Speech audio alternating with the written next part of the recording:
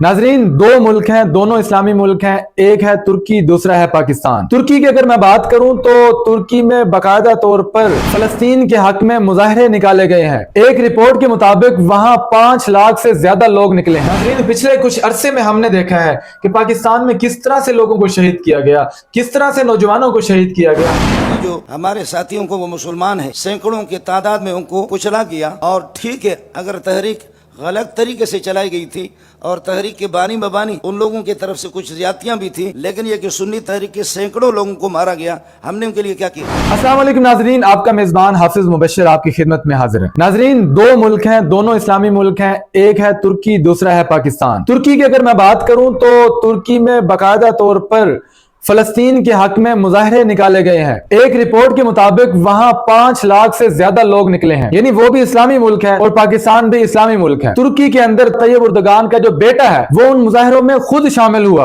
और बड़ी तादाद में लोग निकले हैं। तुर्की में कोई डर नहीं था आवाम को कि यहाँ पर हमें गिरफ्तार किया जाएगा, यहाँ पर हमारे ऊपर शेलिंग की जाएगी, यहाँ पर हमारे घरों के अंदर हमारी औरतों को गिरफ्तार कर दिया जाएगा, चादर और चारदीवारी को पामाल किया जाएगा। बगैर खौफ के, बगैर डर के वहां मुसलमान निकले हैं। ये होती है उम्मत मुस्लिमा की लीडरशिप, ये है मुसलमान मुल्क।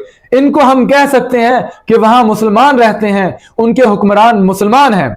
दूसरी तरफ अगर मैं बात करूं पाकिस्तान की, तो यहां थोड़ा अरसा पहले आपने देखा था फलस्तीन की यकजहती के लिए एक जमात निकली थी। उनके बच्चों को यतीम किया गया, उनके घरों में घुसकर चादर और चारदीवारी को पमाल किया गया, वहां पर उनके लोगों को शहीद किया गया।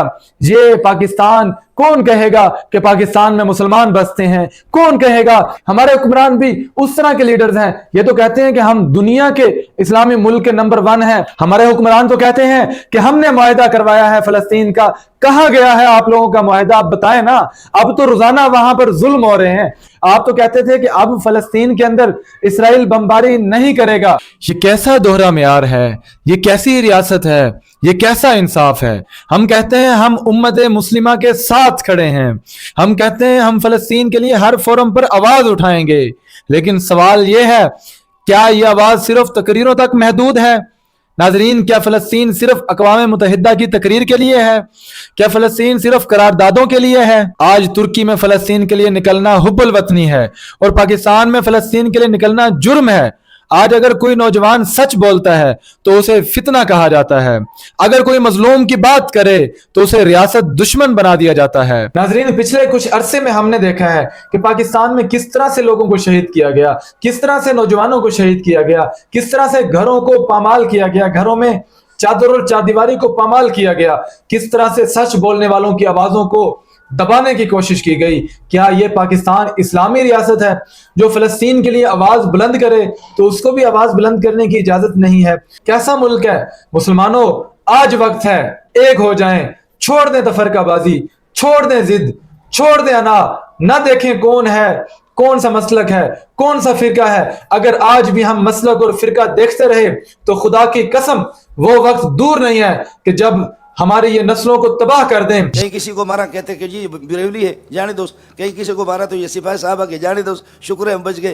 कहीं किसी को मारा तो ये बजबीरी है, उसको जाने दो। ये वक्त फिरका वारियत का नहीं है, ये वक्त सियासी अना का नहीं है, ये वक्त एक दूसरे को काफिर और गद्दार कहने का नहीं है, बल्कि ये वक्त एक होने का वक्त है, एक उम्मत एक सदा कहने का वक्त है। अगर कहीं गलतियां हुई हैं तो मान लीजिए, अगर तलखियां हैं तो खत्म कीजिए, क्योंकि आज दुश्मन हमारे करीब नहीं बल्कि हमारे सफों के अंदर मौजूद है।